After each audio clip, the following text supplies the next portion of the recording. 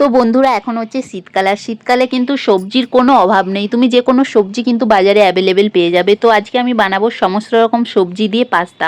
আর তার জন্য দেখো পাস্তাটা কিন্তু সেদ্ধ বসিয়ে দিয়েছি এক সাইডে, আর এক সাইডে কড়াইতে কিন্তু একটু তেল দিয়ে দিয়েছি। আর এটা কিন্তু আমি পুরো সেম চাউমিনের স্টাইলে বানাবো। খেতে কিন্তু অসম্ভব মজাদার হয় আর খুব সুন্দর লাগে। আমাদের বাড়ির কিন্তু সবাই খুব পছন্দ করে। আর তোমাদের সাথে কথা বলতে বলতে দেখো ডিমটাও কিন্তু ভেজে তুলে নিয়েছি, আর একটু অল্প পরিমাণে বিনস, একটু আলু, আর তোমার হাতের কাছে যে কোনো সবজি থাকবে সেগুলোই তোমরা ইউজ করতে পারো এই পাস্তাতে। দেখো বিনস আর আলুটা কিন্তু ভেজে নিয়েছি, আর পাস্তা সেদ্ধ হতে অনেকটাই টাইম লাগে। তো তার জন্য পাস্তাটা কিন্তু সেদ্ধ করছি, আর এই সাইডে কিন্তু আমি সমস্ত সবজিগুলো ভেজে নিচ্ছি। দেখো এখন বাঁধাকপিটা দিয়ে দিয়েছি।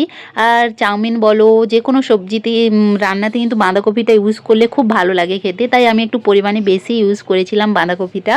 আর সবজি দিয়ে বানালে তো খুব ভালো লাগে, তার জন্য দেখো বাঁধাকপিটাও কিন্তু ভালোভাবে ভেজে তুলে নিয়েছি। আর একটু আমি বেশি করেই পেঁয়াজ ইউজ করছি, কারণ পাস্তা চাউমিনে আমরা একটু পেঁয়াজটা বেশিই খাই, তার জন্য পেঁয়াজের পরিমাণটা তোমরা কম বেশি করে নিতেই পারো। আর তার সাথে একটা বড় সাইজের টমেটো দিয়ে দিলাম। আর লঙ্কাটা আমরা খুব কম খাই, কারণ আমাদের বাবু খায় খাবারটা, তার জন্য তাই লঙ্কাটা পরিমাণে একটু অল্পই দিয়েছিলাম। আর একটু দিয়ে দিয়েছিলাম জিরে গুঁড়ো আর একটু হলুদ গুঁড়ো।